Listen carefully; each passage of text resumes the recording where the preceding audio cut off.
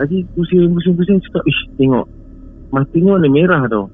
Lepas tu bila fikir cakap, takkan binatang punya mata warna merah. Kalau kata binatang, pantulan dia kita tahulah kan. Jadi bila second time tengok, memang tak ada badan lah, memang nampak mata dia.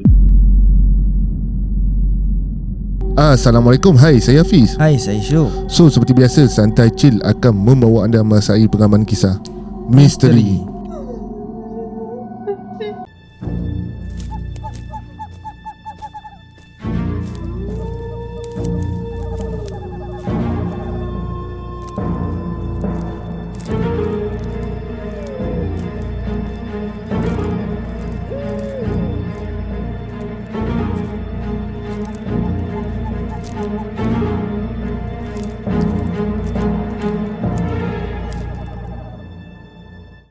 Bismillahirrahmanirrahim. Wallahu ashaddu ba'san wa ashaddu tanqila. Fallahu khairun hafiza wa huwa arhamur rahimin. Dan yakni ingatlah, Allah amatlah besar kekuatannya dan amatlah berat azab seksanya.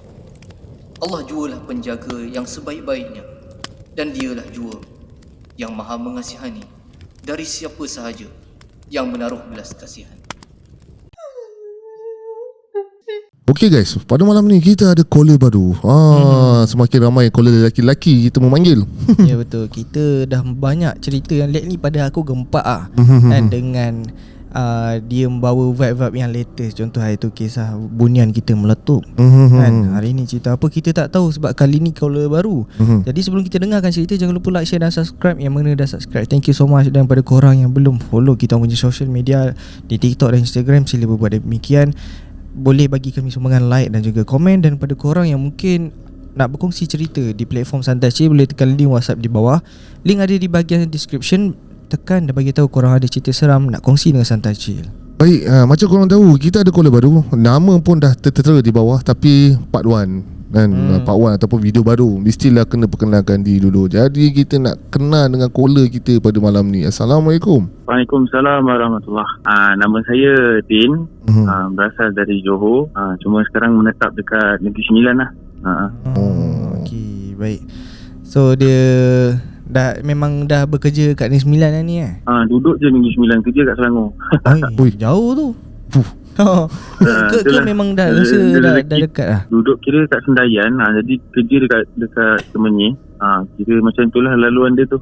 Highway lekas lah. Baik. Ya, itulah hakikat sekarang bekerja bukannya mudah kan. Betul. Kita laki-laki kena keras. Betul. Kan ada juga kawan-kawan aku yang daripada Melaka ke Selangor pun ada kan. Betul. Jadi pada para betul. isteri-isteri Melaka KL ada juga. Betul. Para isteri, hargailah suami anda yang berpenat lelah mencari rezeki. Kan, jangan kau hentam alif. Alamak, salah lah. Jangan shaking. Alright. Okay, baik. Jadi Din, untuk hari ni cerita apa nak kongsi dengan Santai Chill? Saya adalah beberapa cerita sikit lah kan, untuk kita kongsikan lah. Antaranya berkenaan dengan mancing. Sebab kira saya punya hobi ni mancing juga. Mancing. Kau dengan aku brotherhood. Okay. Okey. Baik, jadi kita bermula dengan cerita mancing, di mana dia adalah sukan hobi-hobi para lelaki mana dia sambil bersukan sambil healing lah. Betul. Pada aku kan. Dan sukan yang paling susah untuk diberi kebenaran. Tapi tak kumpau kan? Tak. Baik. Kalau tak kumpau, kita dah tak sabarlah nak dengar cerita daripada Din untuk yang pertama. Jadi tanpa membuang masa, mempersilakan cerita yang pertama. Cerita ni jadi lebih kurang dalam 2-3 tahun lepas juga, masa COVID. Sebelum COVID tu saya ada dengar pasal satu pulau ni tau. Dia cerita pasal pulau ni. Memang pulau ni kira macam banyak cerita-cerita mistik lah. Cumanya masa tu belum ada rezeki untuk pergi ke situ.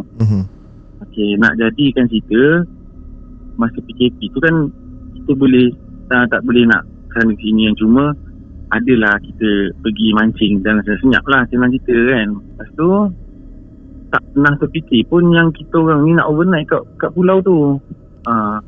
Jadi pada satu hari ni dia ada member dia ajak lah, dia kata dia pergi situ memang memanjang dapat ikan siakap apa benda semua. Jadi kita pun jadi nak lah juga kan, merasa kan bila dengar cerita daripada dia orang kan.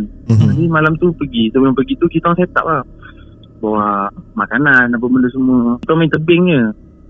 Jadi dalam perjalanan tu nak masuk ke spot tu memang makan masa lebih kurang daripada JT tu, lebih kurang dalam setengah jam lah kalau jalan kaki lah. Lepas tu jalan sampai kat spot tu, tak time nak letak barang tu saya terpandang dekat belah hujung kan, gelap kan pulau kan. Saya pandang kat belah hujung tu cakap, ish, asal ada mata dekat kan, mata tu dekat dalam hati kan. Lepas tu tak ada nak cerita-cerita dah dekat dia orang kan. Kita ingat lah sebab ada orang tua ni pesan, dia kata kau nampak ke, kau dengar ke, tolong diam, dia kata. Jangan tegur dia kan. Okey lah. Lepas tu okey letak barang, set up semua. Lepas tu terfikir, mata tadi ada lagi tak kan. Lepas tu tengok cakap, ada lagi lah. Suluh lampu headlamp dekat mata tu memang dia mandang ke kawasan kita orang punya port ni. Lepas tu cakap, dia pandang sini dekat dalam hati kan. Ketinggian dia tu lebih kurang macam orang tau. Macam orang lah ketinggian dia tu kan. Daripada tanah tu cuma nampak mata dia. Lepas tu macam terfikir lah, cakap tengok lagi sekali, pusing lagi sekali, tengok dia pandang lagi. Betul niat dalam hati, cakap aku datang sini nak mancing je, cakap kan. Aku tak ada buat benda yang bukan apa benda semua, niat nak mancing je, cakap dalam hati. Okey, tengok tak ada dah.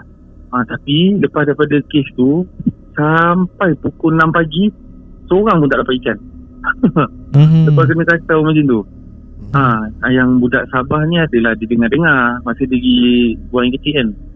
Dia dengar. Cumanya cerita ni kira dah balik baru dia cerita. Dia cakap aku ada dengar malam tu. Dia dengar macam manggil-manggil macam tu.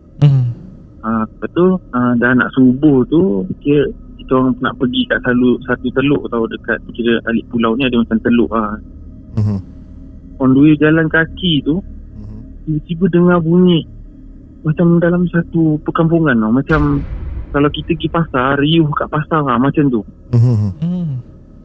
Dengar dekat kawasan tu hutan, atas tu hutan. Cakap, aku dalam hati ni cakap, wish, aku dengar ke tak, macam mana dah. Betul ni aku dengar dalam hati kan, cakap dalam hati kan.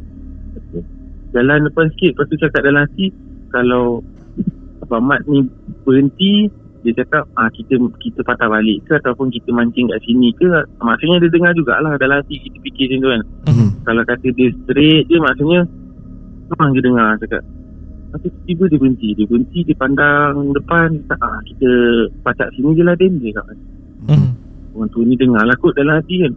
Lepas tu campak putus. Ui, manjang putus je. Kena cukai je, tak sudah kan. Lepas tu orang tu ni cakap, Abang Mat cakap, Din, kita patah balik. Lepas tu kita orang pergi balik. Memang hari tu lepas pukul berapa? Lepas pukul 10 barulah ada ikan. Lepas tu ada orang tua ni lah. Orang tua ni kira dia datang, dia pesan, dia kata kalau malam kalau boleh jangan melepak kat sini, dia kata, sebab belakang tu memang ada tempat dia kata. Cakap macam tu lah. Sebab kat pulau tu ada kes berbasikal kat pulau tu, orang ni hilang. Memang tempat tu kalau saya buka cerita memang boleh dikatakan ramai yang tahulah tempat tu. So pulau tu pulau diduduki orang atau tak sebenarnya? Kalau dulu tak ada orang yang duduk. Cuma sekarang ni pulau tu dia dah jadikan macam tempat orang boleh cycling, boleh memancing, dah ada lah. Cuma yang duduk tu bukannya yang pendalaman, dia duduk dekat tepi-tepi, macam dekat dengan jeti, macam tu je. Kalau dalam-dalam memang tak ada orang. Memang pulau tu pun kalau kita jalan tu rasa macam diperhati. Okay. Yang mata tadi yang dia nampak tu, mata tu dia perasan sebabkan dia bersinar ataupun nampak ada figure body dia sekali, figure badan dia sekali. Masa kita sampai tu mata memang melilau kan, sebab malam kan. Kita takut binatang buas. Jadi pusing cakap, tengok matanya warna merah tau. Lepas tu bila fikir cakap takkan binatang punya mata warna merah. Kalau kata binatang pantulan dia kita tahulah kan.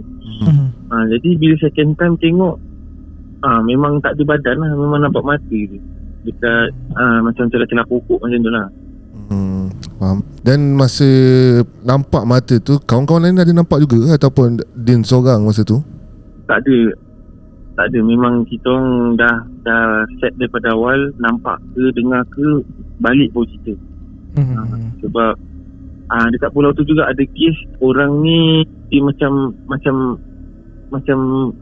mana, kira kita macam nak berkawan dengan dia. Jadi orang tu mancing, tiba-tiba dia ngikut sampai ke dalam laut. Dia macam benda tu memanggil. Jadi dia ikut. Tahu-tahu budak-budak kawan-kawan dia orang ni nampak yang dia ni dah dekat dalam air. Ramai-ramai tarik masa tu. Okey, baik. Okey, kisah pertama telah dicerita oleh Din.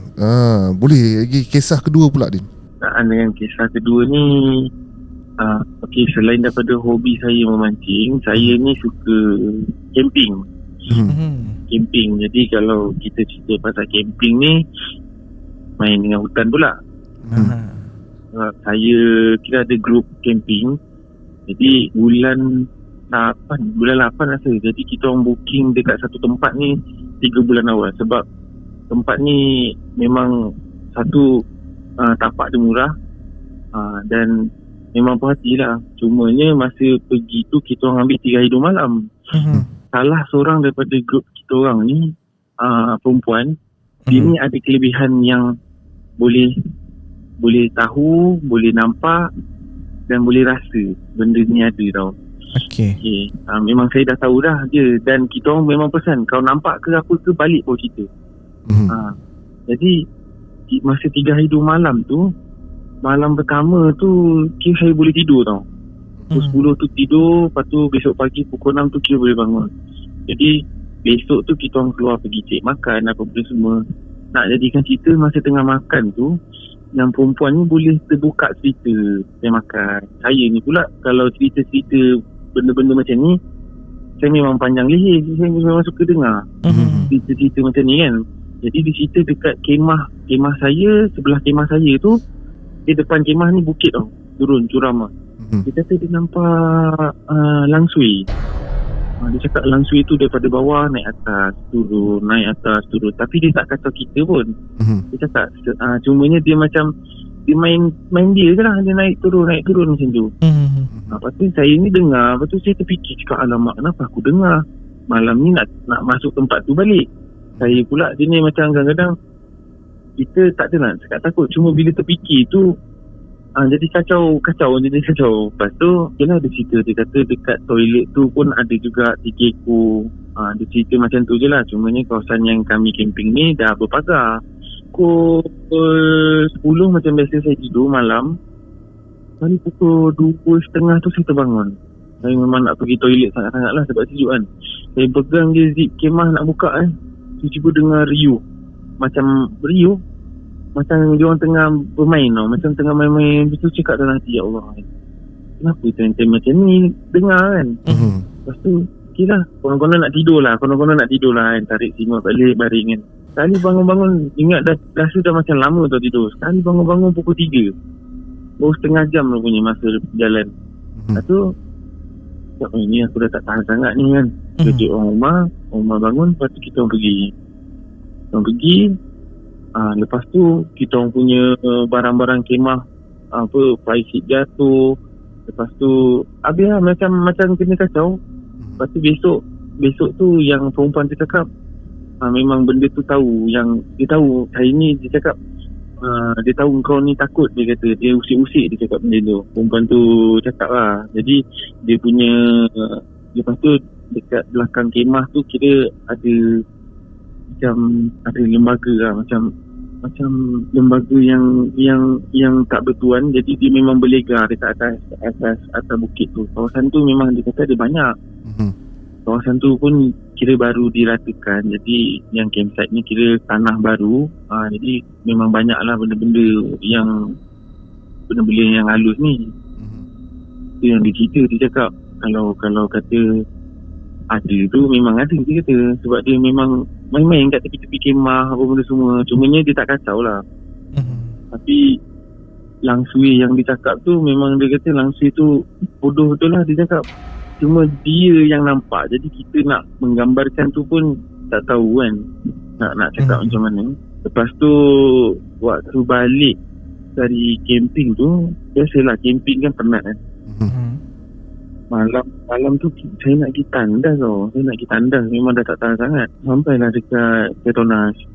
Sampai kat Petronas saya fikir rumah saya ni tidur.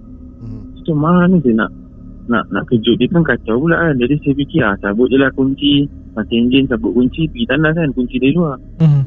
Saya mati enjin, saya cabut kunci, radio hidup lagi. Hidup balik Lepas tu saya tengok radio. Saya tengok radio. Lepas tu saya tengok kunci. Lepas tu saya tengok arah toilet tu. Lepas tu saya tengok radio balik. Apa tak mati lagi radio cakap dalam hati kan. Saya tegur dalam hati tu, asal tak mati lagi radio. Saya tegur macam tu kan. Lepas tu tiba-tiba pun mati.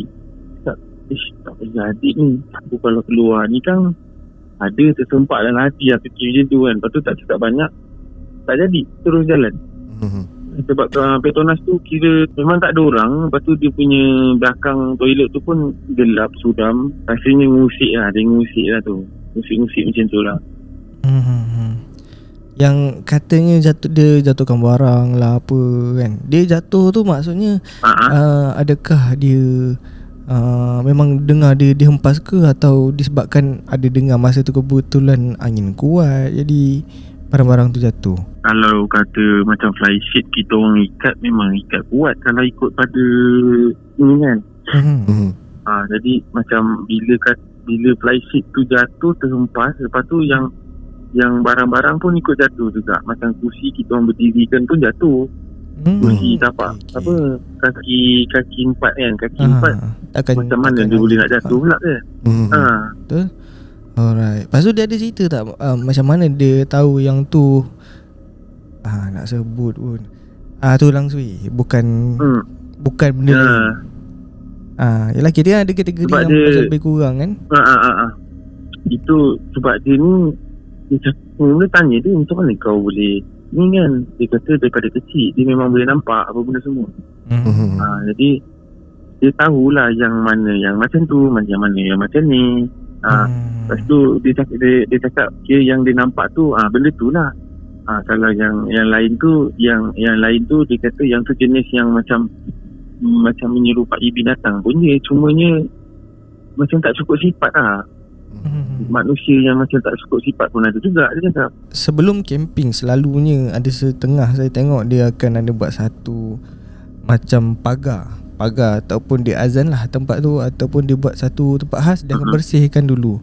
Jadi adakah sama juga macam tim-tim daripada Din ni ada menyediakan garam ke sebelum buat persiapan tempat tu? Macam kita orang biasanya kalau masuk je campsite-nya, kalau campsite yang biasa kita masuk ni kita dah tahu dah. Cuma kalau macam tempat baru biasanya kita akan panggil company dulu untuk scan dulu keadaan sekeliling.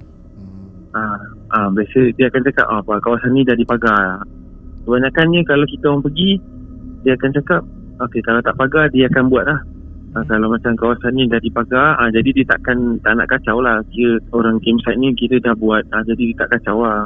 Macam tu. Cerita campsite telah diceritakan dia lah kan. Biasanya selalu camping ni orang kata kadang tempat orang kata berpenghuni kita tak tahu kan.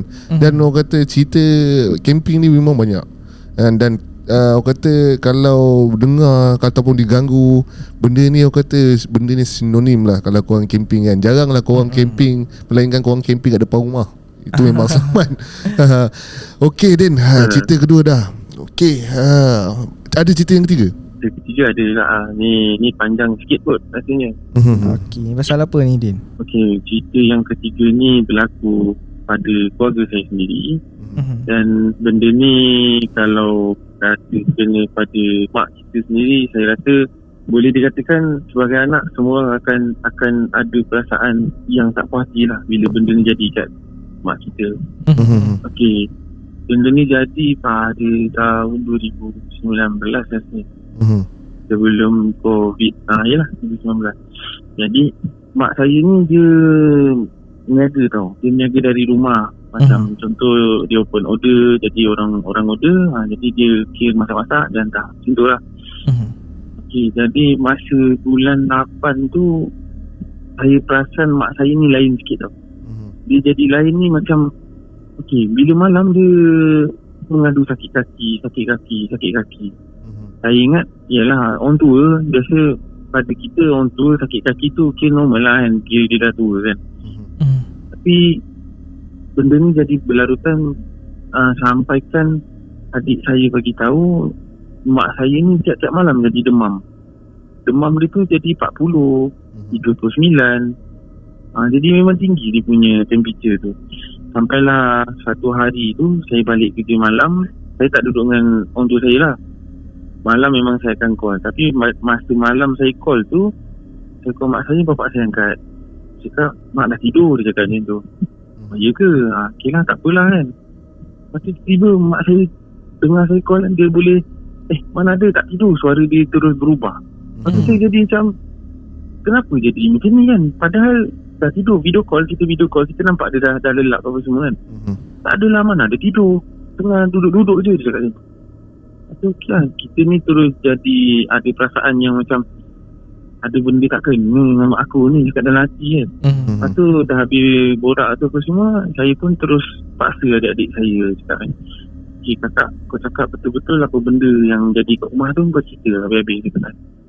Masa tu lah baru dia cerita. Dia cakap adik saya ni dengar kalau kat rumah seorang-seorang, dia dengar macam ada orang main guli kat atas, ada orang tarik-tarik meja.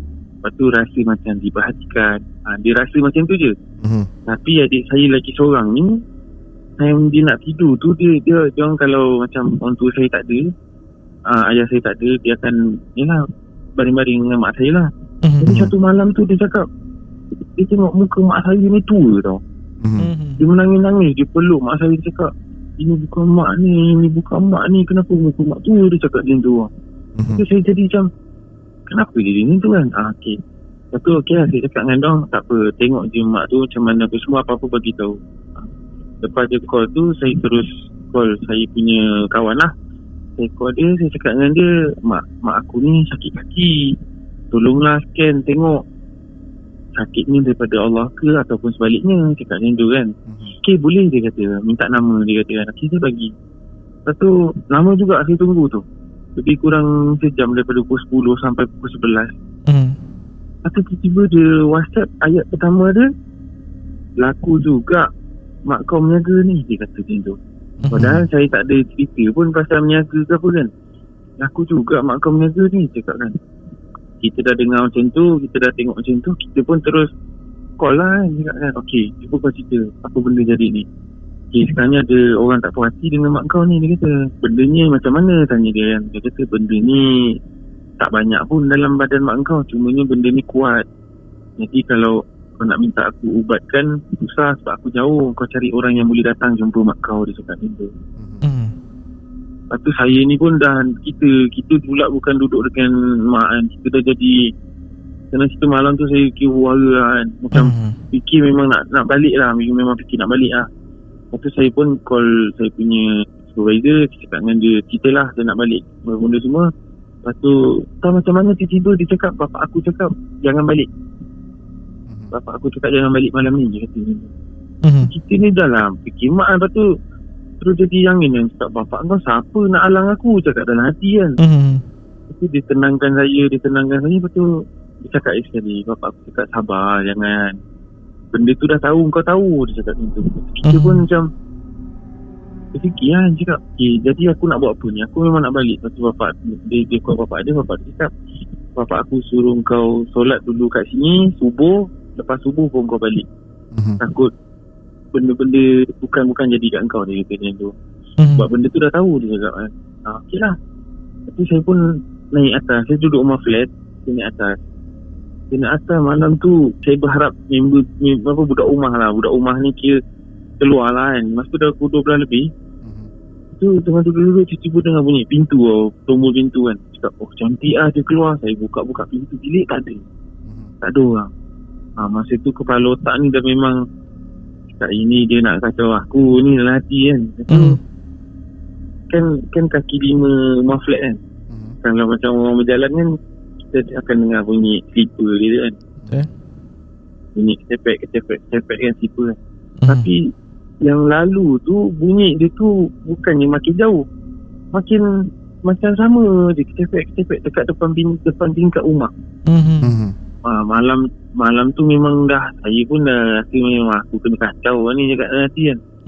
Tak cakap banyak, terus turun pergi rumah member. Malam tu tunggu sampai subuh sampai solat subuh dulu, lepas tu terus balik rumah mak. Sampai rumah mak memang lain lah. Saya masuk rumah, keadaan rumah tu macam dalam gua. Mak saya tak nak ada cahaya langsung masuk dalam rumah. Saya sampai lebih kurang tengah hari. Saya masuk memang, ya Allah, kenapa gelap sangat ni rumah ni kan. Tu okay, saya terus buka langsir, buka tingkap apa semua. Tapi apa yang saya nampak, mak saya memang terus tenung saya tau. Dia macam tak puas hati tau, muka dia tu macam puas hati je kan. Ya tak apa lah. Tapi mak saya boleh macam, Long dah makan Long, nak makan ke? Dia macam layan saya lagi tau. Ya tak apa lah, biar lah cakap kan. Tak apalah, nantilah nak solat dulu cakap kan. Masa saya solat tu, anak mata saya terpandang mata mak saya. Dia seolah-olah macam tengah tenung tak puas hati tau. Saya pun tak tahu kenapa kan. Macam kita solat tapi anak mata kita terpandang tau. Dia cakap, dia pandang aku lah cakap dalam hati. Okay lah, tak apa lah.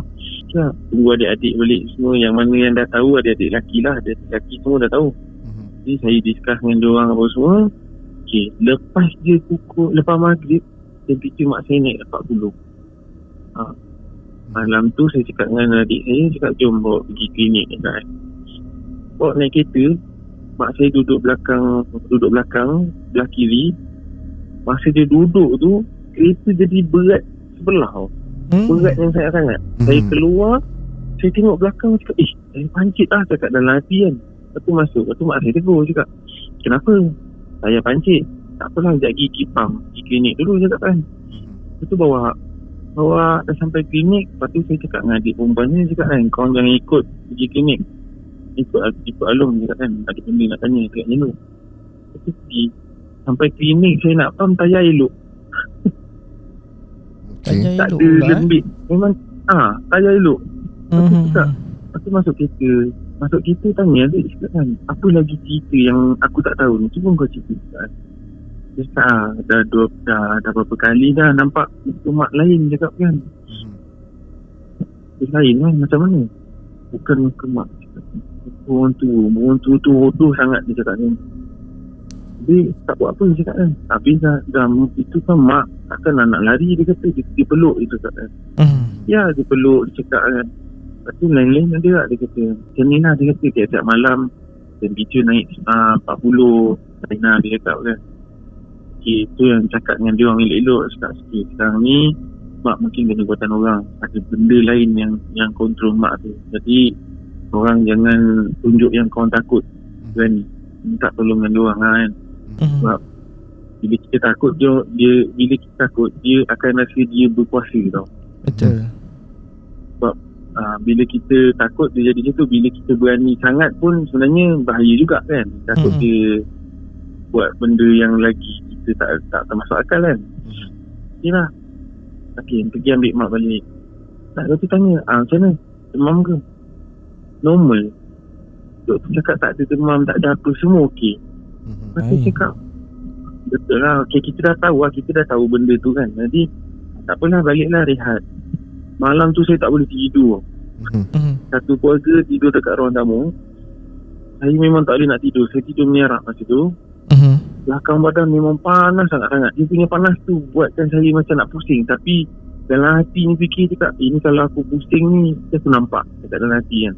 Tapi memang tak pusing lah. Okay, selawat apa semua. Ya Allah, aku nak tidur cakap kan. Sambil-sambil tu saya pegang mak saya ke semua cakap. Lepas tu dia dapat tidur. Esok ni saya bagi tahulah kawan saya tu kan, cakap, malam tadi aku tak boleh tidur cakap. Bahkan badan aku panas sangat cakap kan. Ya ke? Dia kata, tak apa, nanti aku tanya bapak aku cakap tu. Okay lah, biarkan. Lepas Lepas tu hari Khamis tu kira saya dah set dengan adik-adik saya. Kira malam tu nak buat bacaan Yasin tau. Dah panggil kawan-kawan mak apa semua. So okey lah. Lepas Isyak tu lepas maghrib tu kira saya bawa bacaan Yasin apa benda semua. Dah baca Yasin apa semua. Habis dia baca doa, mak saya ni buat macam tak ada orang kat rumah tu. Dia ada tilam ni lah. Tilam single tu memang tilam untuk dia baring. Dan dia tak larat nak naik atas apa semua kan. Habis dia baca doa tu, dia terus baring. Dia buat macam tak ada orang kat rumah tu. Dia cakap, lepas tu check temperature memang 40 kan. Memang panas. Lepas tu cakap, pergi kat mak, jangan baring sini, orang ramai ni. Cakap kan, ada orang ke? Cakap macam tu. Ada ramai ni kan. Lepas tu kalau ikutkan perancangan, malam tu ada ustaz nak datang tau. Kalau ikut kita punya perancangan lah, dan malam tu memang ada ustaz nak datang. Lepas tu okey lah, cakap dengan mak, pergi tandas dulu semua, basuh muka, lepas tu baru tidur. Mak bangun pergi tandas. Kebetulan masa kita orang buat tu, ada kawan mak ni bawa, dia ada baby lah, ada baby. Okay. Yelah, bila pegang anak ni kan dia rasa penat, jadi dia letaklah kat tilam mak tu. Baru-baru letak tu melalak budak tu. Melalak yang sangat-sangat melalak. Tapi kita cakap dalam hati, cakap, ya Allah, ni mesti ni, budak ni nampak dalam hati kan. Kita cakap dengan Kak tu, Kak, tilam ni kotor Kak, janganlah letak anak kat sini, cakap macam tu kan. Tak pegang dia cakap. Itu saya pun terus keluar, saya deal dengan adik saya, cakap, ustaz tu mana? Ustaz tu tak jadi datang lalu, dia kata dia ada urusan lain. Lepas tu kawan mak ni pun datang. Dia kira dia tahu cerita ni. Jadi dia call ustaz tu. Yang saya ni cuba call ustaz ni. Ada malam tu boleh dikatakan 4-5 orang ustaz, tapi masing-masing tak boleh datang atas. Ada yang cakap ada meeting, ada yang cakap ada kematian, ada yang cakap nak keluar makan dengan family. Apa saya jadi jam macam, kenapa malam ni macam seolah-olah benda tu halang untuk kita buat untuk ni lah kan, untuk panggil ustaz ni. Maksudnya benda tu halang. Maksudnya halang sangat-sangat cakap dalam hati kan. Semua pun terfikir benda yang sama cakap kan. Macam halang lah.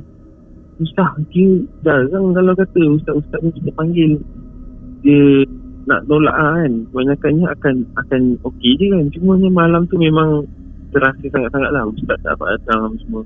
Dia dah tak boleh nak fikir apa. Malam tu okey lah, masing-masing balik apa semua, kita tidur lah. Malam kedua kira saya boleh tidur. Cumanya adik saya yang nombor 3 dia tak boleh tidur.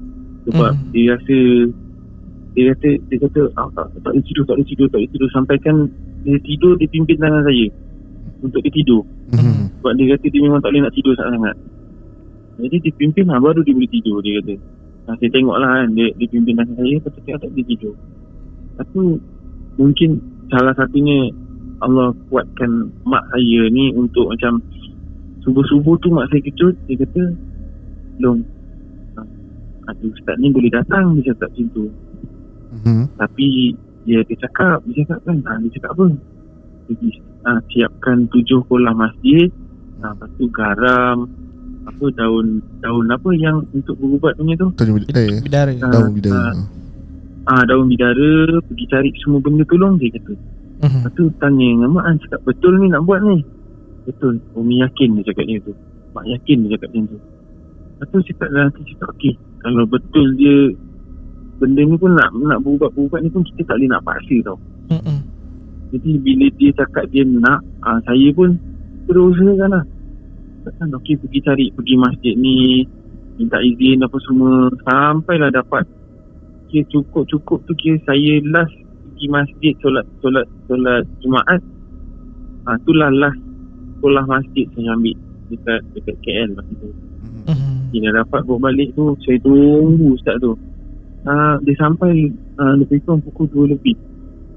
Dia naik kereta. Lepas tu saya nampak kereta dia parking kan. Dia turun dengan berjubah putih apa semua, muka dia putih apa semua. Saya datang kat dia, saya cakap, Alhamdulillah Ustaz, Assalamualaikum Ustaz, Alhamdulillah Ustaz. Saya dah tak tahu nak buat apa, cakap kan. Lepas tu masa tu dia kenalkan diri dia apa semua, Ustaz ni apa semua.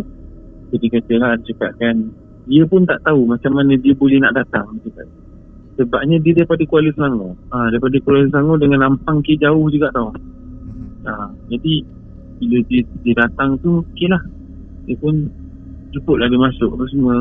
Sebelum dia masuk tu mungkin orang macam dia ni dia boleh nampak kan. Jadi kat pagar tu dia berhenti kejap. Lepas tu dah nak masuk rumah tu dia berhenti kejap. Lepas tu masuk je rumah dia terus duduk dengan mak saya. Dia borak-borak dengan mak saya apa semua. Dia cakap, dia tanya cerita dia apa benda semua lah. Bila dah siap tu saya bentang sedadah siap semua. Jadi dia azan. Masa dia azan tu dah bukan mak saya. Sebab mak saya dia dah lain. Memang kita tahu kan mak kita macam mana kan. Bila dia azan tu dah sampai habis azan. Lepas tu dia terus rukiah. Rukiah tu dia terus duduk sama saya. Dia tanya. Masa tu lah sisi yang cakap macam temu duga lah kan. Macam borak-borak kan. Dia ada 2 ekor mak dan anak. Dia lah dia tanya, kenapa kau datang dekat keluarga ni? Dia cakap, aku tak suka keluarga ni. Dia cakap kan, aku nak hancurkan keluarga ni. Nak biar dia ni mati. Dia cakap macam tu. Saya dengar tu kan, dia cakap, jangan aku tahu je siapa yang buat ni. So, kalau ikut kita punya amarah kita kan, memang betul-betul terbakar rasa kan. Sebab yalah bila mak kita kena macam tu. Lepas tu okey lah, Ustaz tu tanya. Masa dia tengah rukiah tu, adik saya pun kena juga. Dia kira macam melompat ke adik saya macam tu lah kan. Jadi 2 orang pula mak dengan adik saya kena. Jadi dua-dua kena apa semua. Dia bertanya apa semua. Lepas tu yang maknya dah keluar, anaknya degil. Jadi dipaksa apa benda semua. Dah tanya kenapa kau ni apa semua. Barulah dia pelan-pelan keluar. Tapi masih nak apa yang Ustaz tu cakap, dekat leher mak saya ni kira rantai tu dia ikat tu dekat kaki, dekat lutut mak saya pun diikat juga dengan rantai. Dia nak buat mak saya ni tak boleh nak pegang senduk. Tapi betul bila mak saya pegang senduk tu dia pegang senduk je jadi macam Parkinson, jadi menggigil. Jadi bila dia dah bawa keluar apa benda semua tu, baru saya nampak muka orang sakit dengan muka orang tak sakit kan kita boleh nampak kan.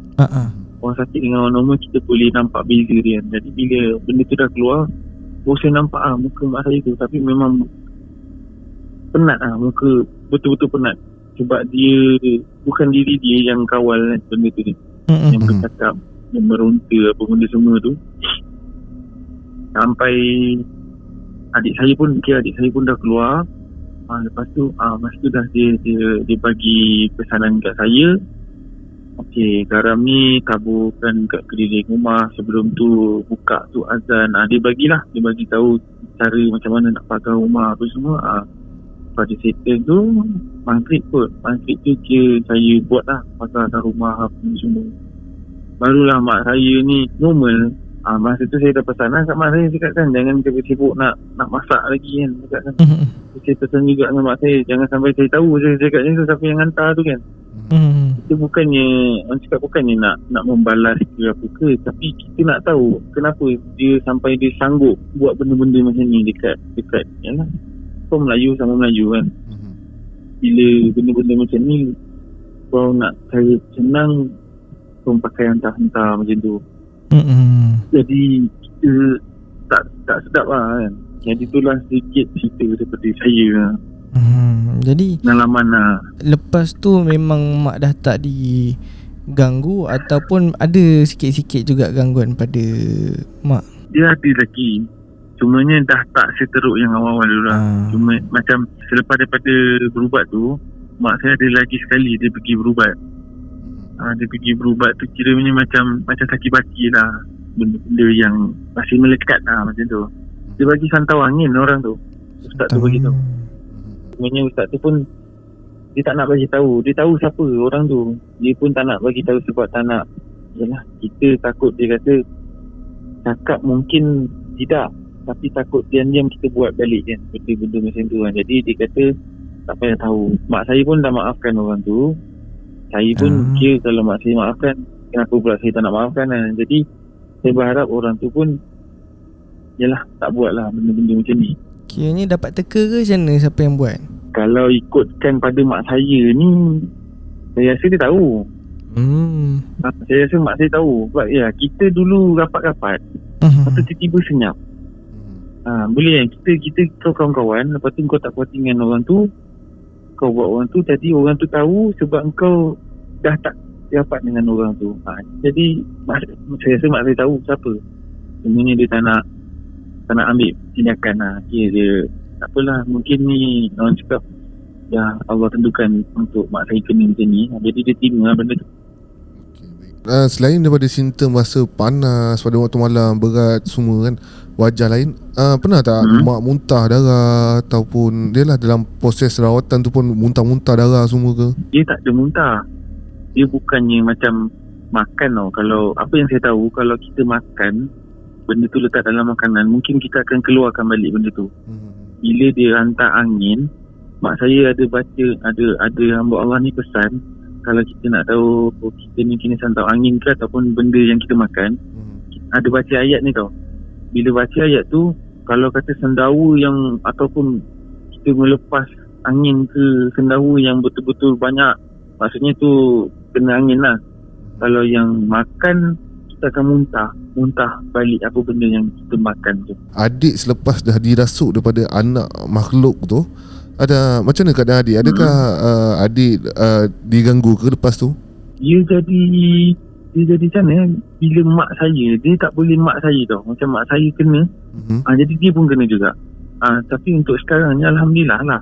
Sebab mak pun Alhamdulillah dia dah tak ada, orang cakap dah tak ada kena benda-benda macam ni kan. Adik pun kira okey lah, normal lah. Tak ada kena ni lah, gangguan lagi lah. Baik, faham. Okey, cerita berkenaan dengan santau ni, alah, kita kata sampai ke kiamat pun takkan hilang kisah santau ni kan. Sebab masalah hati ni, orang kata dia bukanlah melibatkan bangsa saja, dia melibatkan semua orang kan. Bila hasad dengki tu ada, dia tak boleh tengok orang tu maju sikit, dengki. Tapi nak macam mana kan, benda ni kita tak tahu dah macam mana nak bendung. Tapi tolonglah kepada semua orang kan. Kalau tengok kawan-kawan maju ke berjaya ke kan, cuba jadikan benda tu sebagai batu loncatan korang untuk terus maju daripada korang buat santau. Buang habis duit. Ya, itu satu hal yang paling besar sekarang ni, dah mensyirikkan Tuhan. Betul. Kan, mensyirikkan Allah. Jadi benda tu dosa paling yang besar dan takkan diampunkan sebenarnya. Jadi pada akulah, soal rezeki ni Tuhan dah tentukan kan. Dia ada perancangan dah untuk kita. Yang kita ni rasa tak boleh terima hakikat tu macam mana. Jadi kalau ada benda-benda macam tu, kita kena fikirlah macam mana kita nak buat maju macam dia ni. So pada aku, sifat ni tak bagus lah bila ada iri hati ni Dan pada menurut cerita yang Adin cerita ni, ialah kita sebagai anak, bila dengar ahli keluarga macam ni, siapa yang tak marah kan. Kita pun faham juga. Dia mengingatkan aku cerita pada cerita Irwan juga. Kan, ada lebih kurang juga. Jadi kena tengok-tengokkan juga ahli keluarga. Kalau dah ada simptom yang macam tadi dia cerita, muka jadi tua, lepas tu perwatakannya jadi lain, pelik, adalah tu bendanya. Dia sebenarnya aku pernah mengalami situasi ini juga tau. Tapi masa tu aku waktu sekolah lagi, sekolah rendah, aku pernah nampak makcik aku muka jadi nenek tau. Tapi aku tak cakap dengan mak aku sebab aku takut aku salah cakap. Ya, sebab mula aku tahu makcik aku lawa, apa jadi muka berkedut ni kan. Aku cakap masalah pakai produk ke, dia nak bersalin ke, macam tu lah soal kan. Rupanya memang ada gangguan. Jadi cek balik. Mungkin kalau ada yang berlaku pada ahli keluarga korang kan, kita minta dijauhkan dan cuba dapat rawatan awal supaya tak berlarutan. Berlarutan. Ya, betul.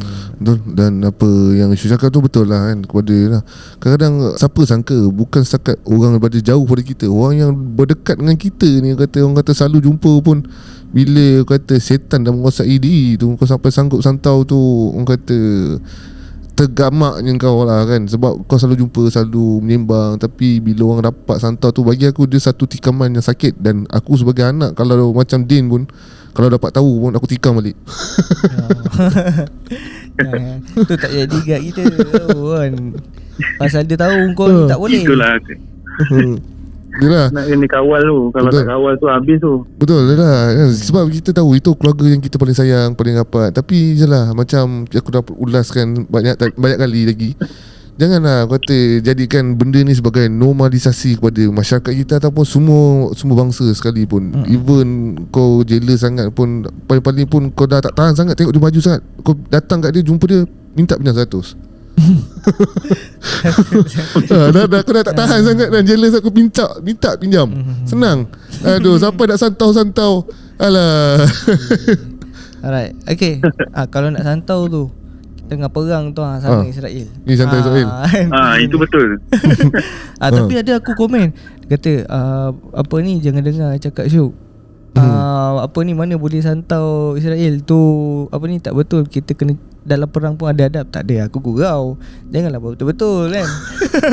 Okay, baik. Aku kena clearkan balik kan. Aku gurau je tu. Kita dalam Islam kita ada senjata. Senjata kita doa. Okay, dalam apa pun jua kita buat, bila ada kesusahan atau kesenangan, senjatanya doa. Bersyukur pun doa. Semuanya doa. Okay, baik. Alright. Baik, terima kasih Din kerana sudi berkongsi dengan Santai Chill. Cerita yang sangat menarik, 3 cerita yang disajikan. Dan mungkin pada para pendengar kan, rasa macam seronok nak dengar lagi lah kan, komen lah kat bawah kan kalau nak cerita pada Din lagi. Dan terima kasih juga pada korang kerana sudi mendengar dari awal sampai habis. Jadi Din mungkin ada sepatah 2 kata nasihat nak kongsi dengan para pendengar Santai Chill. Okay, tak ada apa kot nak cakap lagi kan, sebab dah panjang lebar saya cakap semua tu lah. Apa benda yang kita buat untuk kita sebagai anak, apa-apa sebelum kita nak buat tu, fikir dulu orang tua. Anak-anak yang muda-muda ni kan. Jadi kalau korang nak buat apa-apa tu, korang fikir dulu baik dia, buruk dia. Sebab apa, kalau kita buat tanpa berfikir, mungkin kita akan mengecewakan orang tua kita. Kalau orang tua kita kecewa, faham-faham je lah kat mana kedudukan kita. Betul. Yelah, tu je lah. Okey, baik. Jadi terima kasih lagi sekali Din kerana sudi berkongsi dengan Santai Chill. Dan insyaAllah kalau ada rezeki kita akan dengar lagi cerita pada Din. Dan terima kasih juga pada korang kerana sudi mendengar dan sudi like, share dan subscribe. Yang mana dah subscribe, thank you lagi sekali. Apa lagi, ajaklah kawan saudara mara, kawan-kawan, ajak lagi dengar Santai Chill supaya kami ni dapat maju lebih pada masa akan datang. Okay, jadi jumpa anda pada next video. Assalamualaikum. Bye-bye.